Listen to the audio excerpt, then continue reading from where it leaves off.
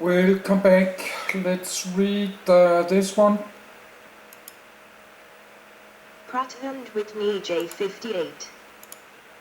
The Pratt and Whitney J58, company designation JT11D20, is an American jet engine that powered the Lockheed 12, and subsequently the YF-12 and the SR-71 aircraft.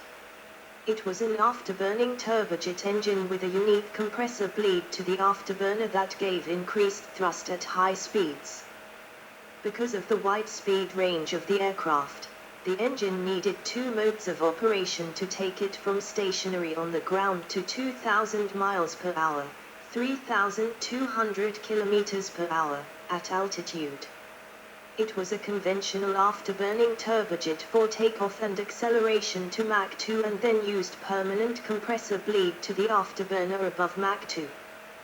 The way the engine worked at cruise led it to be described as acting like a turbojet. It has also been described as a turbojet based on incorrect statements describing the turbo machinery as being completely bypassed. The engine performance that met the mission requirements for the CIA and USAF over many years was later enhanced slightly for NASA experimental work, carrying external payloads on the top of the aircraft, which required more thrust to deal with higher aircraft drag. Development, edit. Origins, edit. The J58, company designation JT11, had its origins in the larger JT9, J91, engine. It was a 3/4 scale JT9 with a mass flow of 300 pound /s, 140 kilogram /s, down from 400 pound /s, 180 kilogram /s. The JT11 was proposed to the U.S. Navy under their designation J58. It was also proposed for various Navy and Air Force aircraft, for example Convair F-106, North American F-108, Convair B-58C, Valtex F-8U-3 Crusader 3, and North American A-3J Vigilante, but none of these applications followed. The J-58 began development for the U.S. Navy to power the planned Martin P-6M jet flying boat. The P-6M started out using Allison J71A4 engines and then switched to the Pratt & Whitney J75, due to J58 development delays. Upon cancellation of the P-6M, it was selected for the Convair Kingfish and for the Lockheed 12, YF-12 and SR-71. Other sources link its origin to the USAF's requirement for a power plant for the WS-110, the future XB-70 Valkyrie. Redesign for Mach 3.2, edit.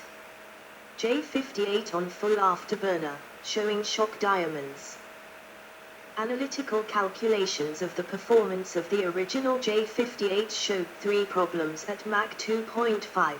Exhaust pressure was equal to the inlet pressure, the compressor was deep in surge, and there was no cool air to the afterburner liner that would therefore melt. The first problem was caused by excessive compressor delivery temperatures, which did not allow enough energy to be added in the engine combustor to provide any thrust from the gas generator. All the thrust-producing pressure in the jet pipe came from ram, as with a ramjet, and none from the gas generator. Fuel for thrust could only be added in the afterburner, which became the only source of engine thrust. The speed at which the gas generator produced no thrust was raised from about Mach 2.5 to about Mach 3 by patented design changes. Beyond that speed, the gas generator would become a drag item with, at Mach 3.2, a pressure ratio of 0.9. Even minimum afterburner would not balance the drag. The effect was described qualitatively by Lockheed Inlet designer David Campbell. With minimum afterburner, the engine would be dragging on the engine mounts at high Mach numbers. The second problem, the compressor deep in surge, was caused by the compressor trying to operate at too low a corrected speed in an area of its compressor map known as off design. The third problem was caused by the afterburner duct being cooled with too hot turbine exhaust gas. U.S. Patent 3,344,606 describes the changes to the engine that extended the engine's capability to Mach 3.2. They included diverting 20% of the compressor entry air after the fourth compressor stage directly to the afterburner through 6 external tubes. This allowed the compressor to work properly with adequate surge margin and increased airflow into the compressor. Some of the increased flow left the compressor after the fourth stage as bypass to the afterburner, and some left the last compressor stage through the previously choked area. The increased airflow gave more thrust. The inlet guide vanes were modified with trailing edge flaps to reduce blade flutter and prevent blade fatigue failures. The afterburner was cooled by the bleed air that was 400 degrees Fahrenheit, 220 degrees Celsius, cooler than the turbine exhaust gas. Not all the oxygen in the bleed air was available for combustion, as most of the bleed air was directed into the cooling shroud before entering the afterburner cavity for reheating. The improved afterburner cooling allowed a higher flame temperature, which gave more thrust. The engine was completely redesigned, except for the compressor and turbine aerodynamic definitions, so that it would be reliable running for prolonged periods at unprecedented temperatures, not only inside the engine but also surrounding the casings where the controls, accessories, electrical wiring and fuel and oil tubes were located. Starting, edit. Two starting methods were used during the life of the A-12, YF-12 and SR-71 aircraft, an AG-330 starter cart with two big V8 engines driving a common output shaft, or compressed air driving a small starter adapter. The air start method superseded the cumbersome bigs when better compressed air supplies became available. Fuel, edit. Any aircraft flying at 3 times the speed of sound is in a severe thermal environment, both from frictional heating and stagnation ram rise. The fuel was the only heat sink available to the aircraft, and after absorbing 40,000 to /min 700 kilowatts, keeping everything cool enough from the crew to the exhaust nozzle area indicator, it was supplied to the fuel nozzles at 600 degrees Fahrenheit. 316 degrees Celsius. To cope with these high temperatures, a new jet fuel with a low vapor pressure had to be developed. A chemical method for igniting the fuel, triethylborane, TEB, was developed to match its low volatility. TEB spontaneously ignites in contact with air above 5 degrees C. The engine and afterburner were lit with TEB, and the afterburner also had a catalytic igniter that glowed in the hot turbine exhaust. Each engine carried a nitrogen pressurized sealed tank with 600 centimeters, 21.1 mfl ounce, 20.3 USFL ounce, of TEB, sufficient for at least 16 starts, restarts, or afterburner lights. This number was one of the limiting factors of SR-71 endurance, as after each air refueling the afterburners had to be reignited.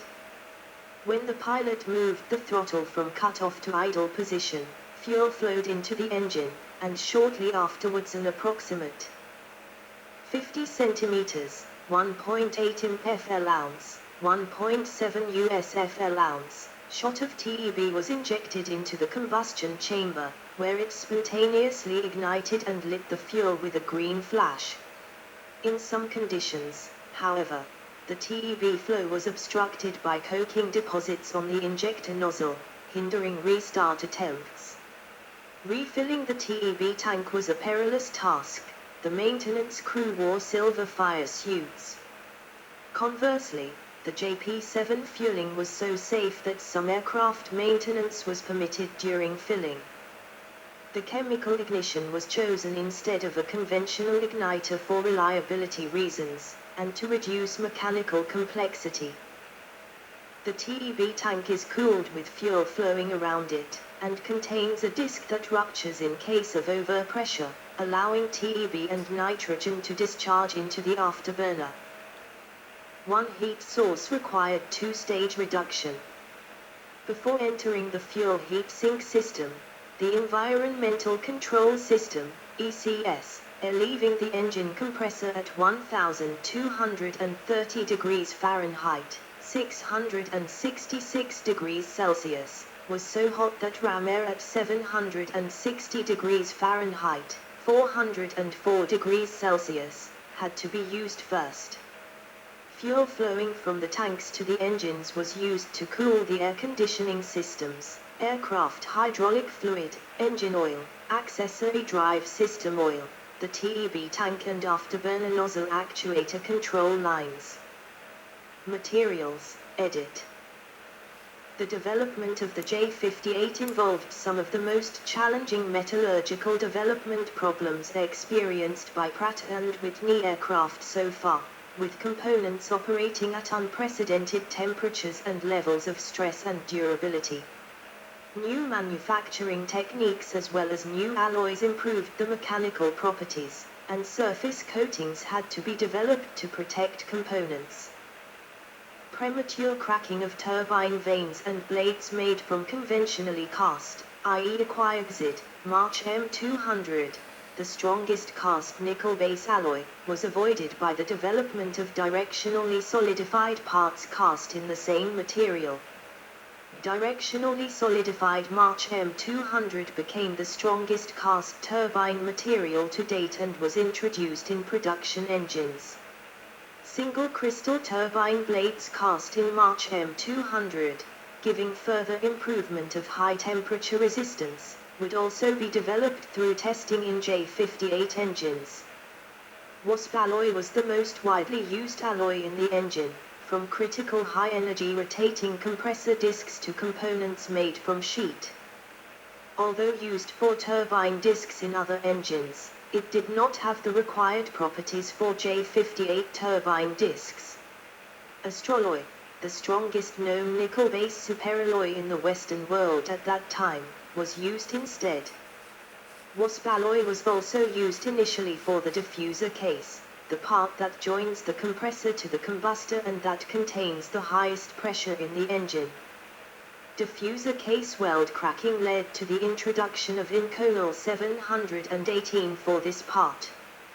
The afterburner liner was sprayed with ceramic thermal barrier coating that, together with the cooling air from the compressor, allowed continuous use of the afterburner with flame temperatures up to 3,200 degrees Fahrenheit, 1,760 degrees Celsius.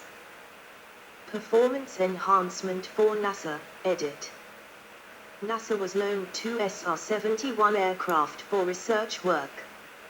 One was modified to flight test a linear aerospike rocket engine and was fitted with thrust-enhanced J58 engines.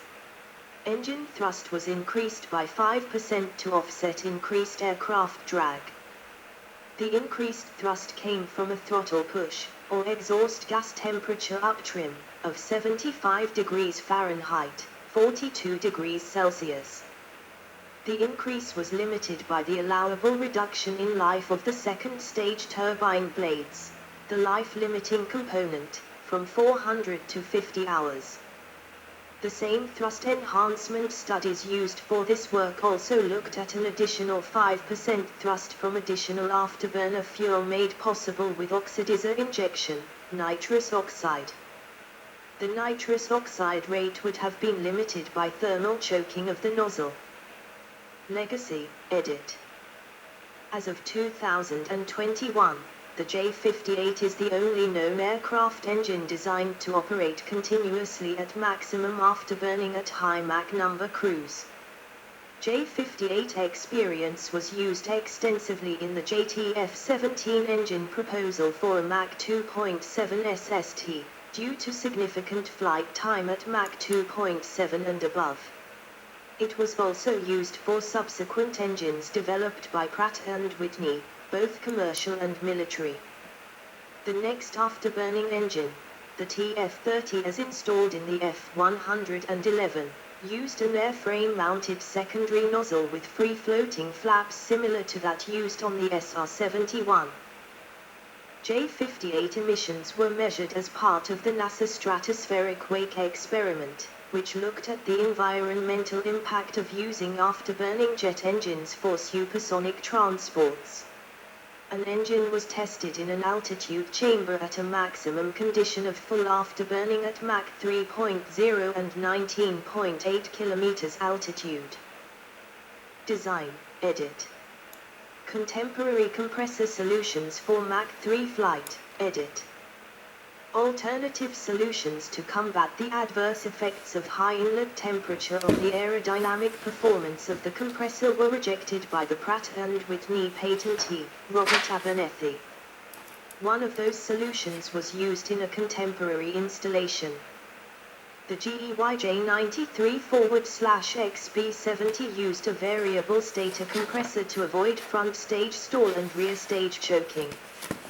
Another possible solution, pre-compressor cooling, was used on the MiG-25 SR-15 engines. Water forward/methanol was injected from a spray mast in front of the compressor to lower the intake temperature for short durations at maximum speed. Pre-compressor cooling was also proposed for a Mach 3 reconnaissance Phantom and the Mach 3 plus F-106 Rascal project. Propulsion system design, edit. The propulsion system consisted of the intake, engine, nacelle or secondary airflow and ejector nozzle, propelling nozzle. The propulsive thrust distribution between these components changed with flight speed. At Mach 2.2 inlet 13%, engine 73%, ejector 14%. At Mach 3.0 plus inlet 54%, engine 17.6%, ejector 28.4%. Intake, edit. The intake had to supply air to the engine with acceptable pressure loss and distortion. It had to do this in all flight conditions. Nacelle airflow and ejector nozzle, edit.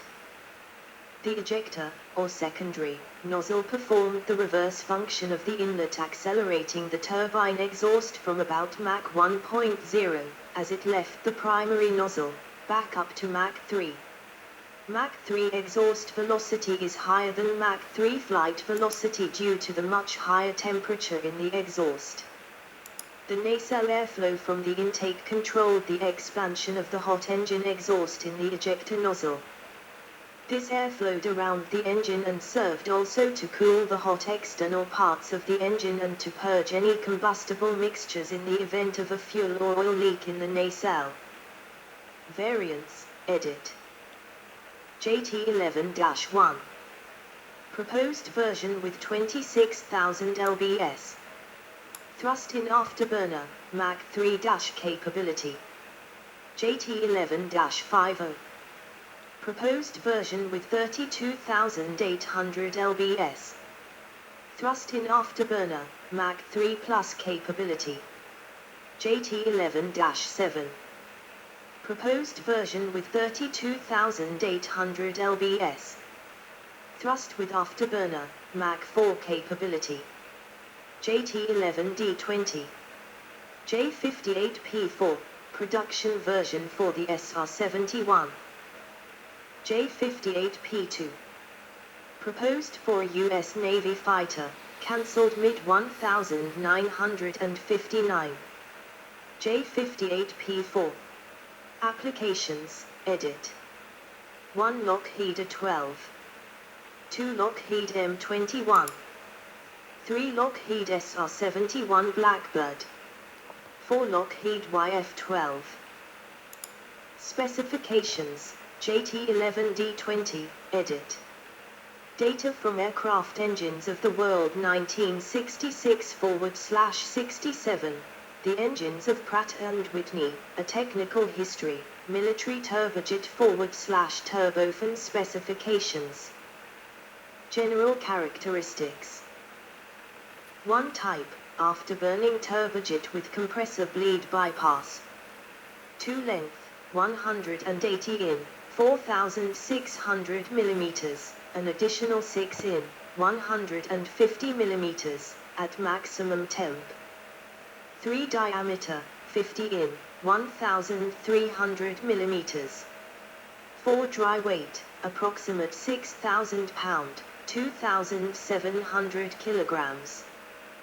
Components: 1 compressor, 9-stage, axial flow. 2 combustors, cannula 8 burner cans in an annular combustion casing. 3 turbine, 2-stage axial flow. 4 fuel type, JP7, JP4 or JP5 for emergency refueling from any tanker, Mach 1.5 limit. 5 oil system, pressure spray return system with fuel-cooled oil cooler. Performance: 1 maximum thrust, on a standard day at sea level, 0 airspeed, installed 25,500 pounds force, 113.43 kN, wet, 18,000 pounds force, 80.07 kN, dry. Uninstalled 34,000 pounds force, 151.24 kN, wet, 25,000 pounds force, 111.21 kN, dry. 2 overall pressure ratio, 8.8 at takeoff. 3 bypass ratio, 0 up to Mach 2, rising to 0.25 to afterburner above Mach 3. 4 air mass flow, 300 pound forward/s, 8,200 kilogram forward/min, at takeoff power. 5 specific fuel consumption, 1.9 pound forward/lbfh, or 54 g forward/kns. 6 thrust to weight ratio, 5.23. See also, edit. Comparable engines: 1 General Electric GE4, 2 General Electric YJ93, 3 Kuznetsov NK32, 4 Orindar Iroquois, 5 Rolls-Royce /Snecma Olympus 593, 6 Sabre, rocket engine, 7 Tumansky R15. Related lists: 1 List of aircraft engines. References, edit.